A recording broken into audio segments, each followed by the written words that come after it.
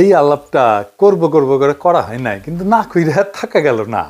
বাংলাদেশের সাথে আমেরিকার ট্যারিফ আলোচনা চলতেছে। মানে আমেরিকার বাজারে বাংলাদেশের পণ্য ঢুকতে হইলে, সেটা গার্মেন্টস হোক, চামড়া হোক, যেটাই হোক, কত ট্যাক্স দেওয়া লাগবে।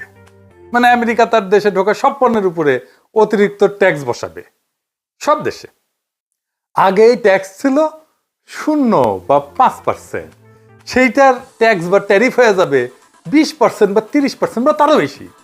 এটা হুদাহুদি করে নাই, তারা কইতেছে এটা রিসিপ্রোকাল ট্যারিফ, মানে তুমি যেমন ট্যাক্স বসাও আমার পণ্যে, আমি তেমন ট্যাক্স বসাবো তোমার পণ্যে। মানে বাংলাদেশ যদি আমেরিকান পণ্যে 30% ট্যাক্স দেয় ধরে, তাহলে বাংলাদেশি পণ্যকে আমেরিকায় ঢোকার জন্য 30% ট্যাক্স দিতে হবে, নো হাঙ্কি পাঙ্কি।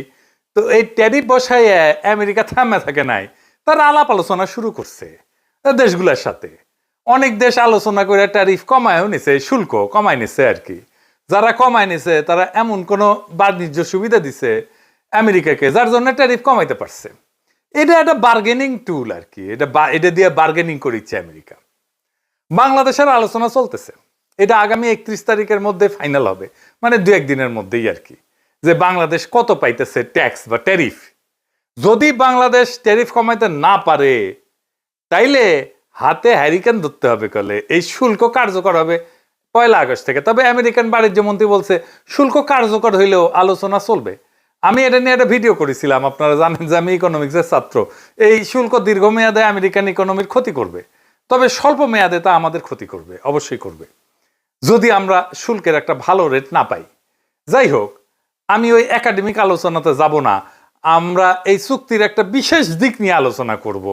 কুটি এসে ইন্ডিয়া গ্যাঞ্জাম করিচ্ছে, আর ইন্ডিয়ার গ্যাঞ্জাম করে লাভটা কি, এটা নিয়ে আলাপ করব।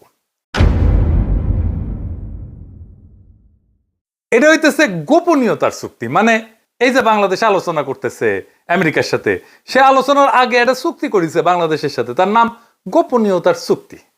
এখন বাংলাদেশে হাউকা উঠেছে, কেন এই আলাপ গোপনে করতে হবে, কেন পাবলিক জানিতে পারিবে না, ইউনূস সরকার খুব খারাপ কাজ করিচ্ছে, তাই না? দেবপ্রিয় কইছে এই ধরনের গোপনীয়তা চুক্তি করছে বাংলাদেশ এই ট্যারিফের নেগোসিয়েশনের টাইমে, তার নজিরবিহীন, আগে কখনো এটা হয় নাই। দেখেন, কথা সত্য, মিছা কথা কয় নাই।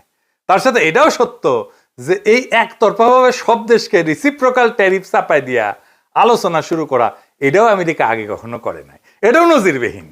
এই গোপনীয়তার চুক্তি কি বাংলাদেশ একা করিছে আমেরিকার সাথে, নাকি সব দেশই করিছে? যারা আলোচনা করিচ্ছে সব দেশই করিছে, কিন্তু দেবপ্রিয়বাবুর দাবি সব দেশ করলেও বাংলাদেশ এই চুক্তি করতে পারবে না। তার মানে যে নেগোসিয়েশনে আলাপ, এটা বাংলাদেশ করতেই পারবে না। তো আসেন একটু দেখি, আমি তো কইলাম, আপনারা বিশ্বাস করবেন কেন, আগে দেখি যে আসলে অন্যরা গোপনীয়তার চুক্তি করেছে কিনা। হ্যাঁ, করেছে। আমরা ফিলিপাইনের সংবাদ মাধ্যমে দেখতে পারি, তারা বলতেছে, আমরা এটার বিস্তারিত বলতে পারবো না, কারণ এনডিএ, মানে এটারই বলে গোপনীয়তার চুক্তি, নন ডিসক্লোজার এগ্রিমেন্ট, মানে যেটারে আমরা গোপনীয়তার চুক্তি বলতেছি সেটা সাইন করা আছে। ইংরেজিত কইছে, এ দেখেন, however when asked to provide a list of products included in the tariff concession, Rodolfo did not provide details as they are signatory of a non-disclosure agreement, NDA. It is covered by an NDA while we are still negotiating. আচ্ছা, তার মানে এরা করিছে। থাইল্যান্ডে কি কইছে? Due to signing of a non-disclosure agreement, the Thai government is unable to disclose specific details of the ongoing negotiations. তার মানে এদের সাথেও করা হয়েছে। আচ্ছা, আর্জেন্টিনার সাথে কি করা হয়েছে? এদের সাথেও এনডিএ করা হয়েছে। দেখেন, করছে the bilateral pact has been quietly in the works for 3 months under the signing of confidentiality agreement, NDA, that prevent negotiators from disclosing details. এমনকি ভিয়েতনামে জানাচ্ছে যে তারা বলতে রাজি হয়নি, কারণ এই যে তথ্যগুলো, সে তথ্যগুলো পাবলিক না। তার মানে আমরা বেশ কয়েকটা দেশের গোপনীয়তার চুক্তি দেখলাম, ওরা করতে পারবে কিন্তু আমরা করতে পারবো না। কি আবদার! যদি সবাই চুক্তি করে আর আমরা যদি এই চুক্তি না করি, তাহলে আমাদের সাথে নেগোসিয়েশন করবে আমেরিকা? বলেন তো। আমেরিকা তো বলবে, তুমি কোন হরিদাস পাল আসছো যে তোমার সাথে গোপনীয়তার চুক্তি ছাড়া নেগোসিয়েশন করতে হবে আমাকে? আচ্ছা, ধরেন এই এগ্রিমেন্ট ছাড়াই, গোপনীয়তার চুক্তি ছাড়াই আলাপ করলো বাংলাদেশের সাথে, স্পেশাল খাতির করলো আর কি আমেরিকা, তো যারা সাইন করেছে এই গোপনীয়তার চুক্তি তারা এসে বলবে না যে আমার সাথে সাইন করলা এগ্রিমেন্ট, বাংলাদেশের সাথে করলা না কেন, বিষয়টা কি, পিতলা খাতির কেন? আমেরিকা কি জবাব দিবে? তারপরেও দেবপ্রিয়রা প্রশ্ন তুলতে পারে, কেন এটা জনগণ জানবে না? কি আর বলবো, এই দেবপ্রিয়রা 111 করলো। দেবপ্রিয় কিন্তু এই জেনেভায় পোস্টিং নিছিল 111 পরে, বেনিফিশিয়ারি ছিল।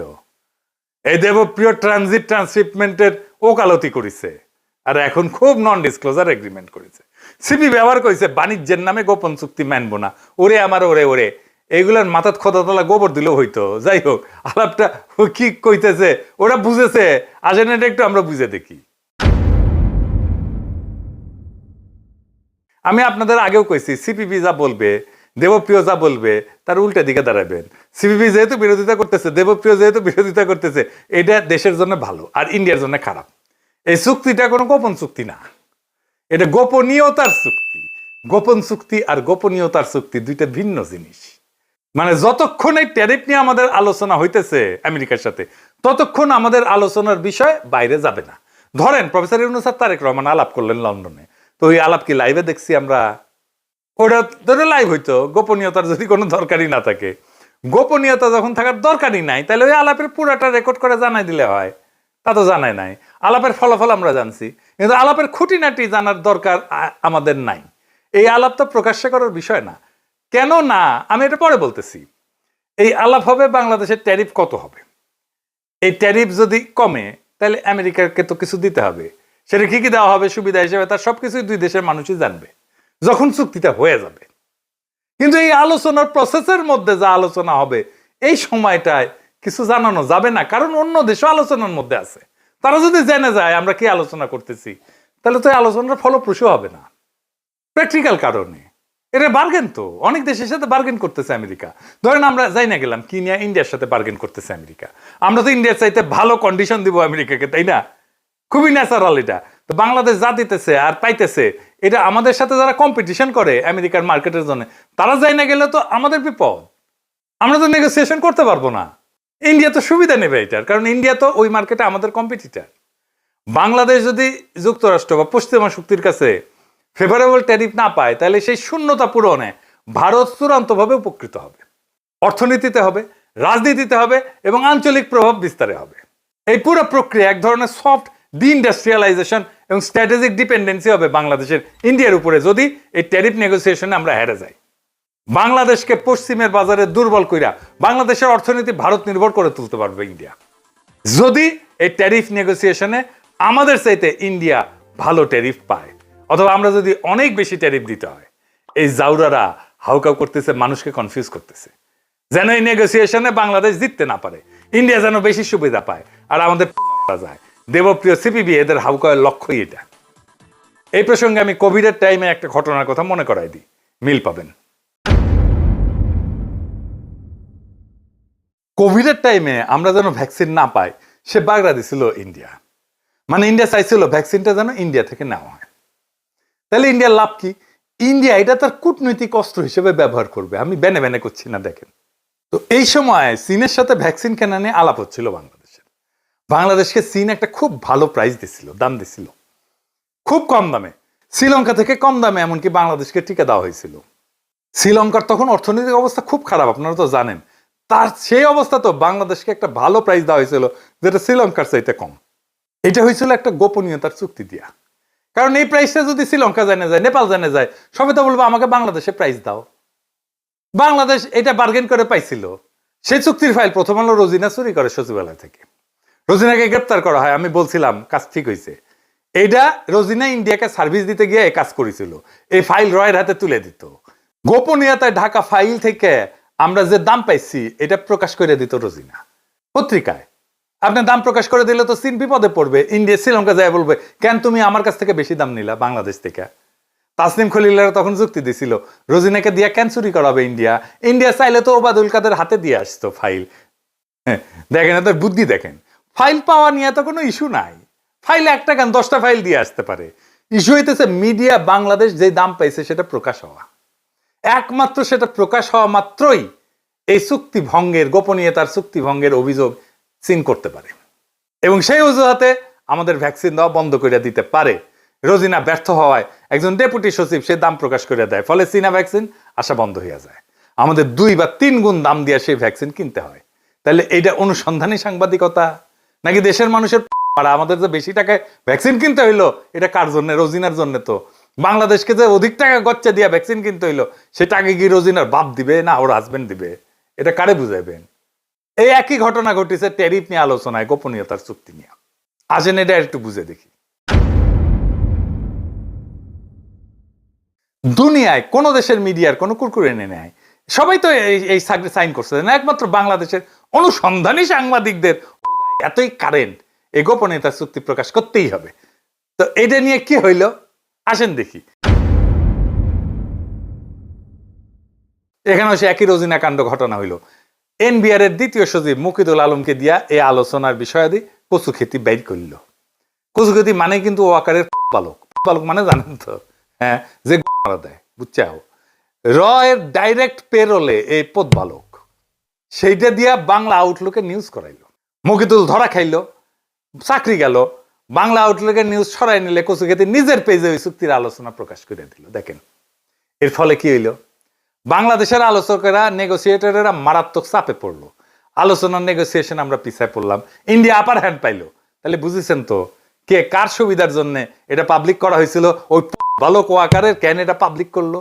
আপনারা তো জানেন বাংলাদেশ যদি ফেভারেবল ট্যারিফ না পায় তাহলে ইন্ডিয়া লাভবান হবে, আর কেউ না।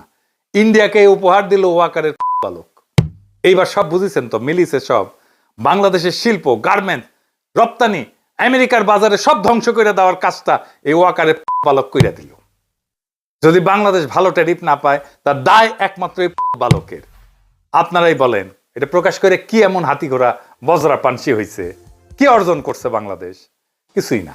বাংলাদেশের জনগণ কি অর্জন করছে? কিচ্ছু না, হারাইছে। কিন্তু এইটা প্রকাশ করার জন্য এত কুরকুরানি কেন ওদের খোয়ায়? কুরকুরানি মোদির কুরকুরানি, ইন্ডিয়ার কুরকুরানি। কারণ মোদি কইছে শুধু ওয়াকার নামিও তোমার বালক বানাবো, আর ওই খুশিতে মারছে দৌড়। তাইলে কি আমরা ফেভারেবল ট্যারিফ পাবো না আমেরিকার বাজারে? 2 দিন অপেক্ষা করেন, ভালো খবর পাবেন ইনশাআল্লাহ। ওয়াকারের পদ বালক কাজটা খুব জটিল এবং কঠিন করে দিলেও এটা উত্তরানো গেছে। আমার কাছে যতটুকু খবর আছে, চুক্তির ডিটেলস দেশবাসী জানতে পারবেন তাড়াতাড়ি। এই ট্যারিফ আলোচনা, এই গোপনীয়তার চুক্তি সবই কূটনৈতিক বাস্তবতা। এই বাস্তবতায় কার কি বক্তব্য, কে কি প্রকাশ করলো সেটা বড় কথা না।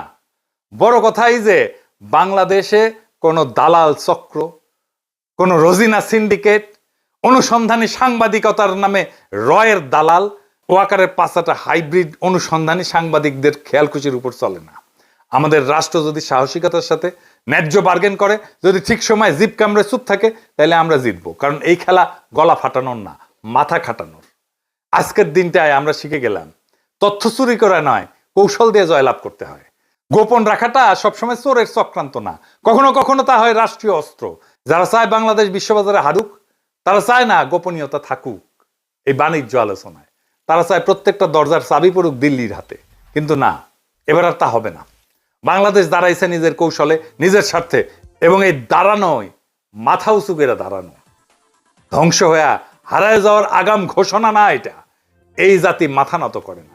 এই জাতির নিজের বাজার, নিজের রপ্তানি, নিজের শ্রমিকের ঘাম দাম চায়। যুক্তরাষ্ট্র হোক, ভারত হোক, কেউ আমাদের পেছনে রেখে সুবিধা পাবে না যদি আমরা নিজের প্রতি বিশ্বস্ত থাকি।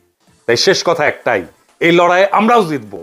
কারণ এইবার বার্গেনের টেবিলে বসছে এক নতুন বাংলাদেশ। ইনকিলাব জিন্দাবাদ।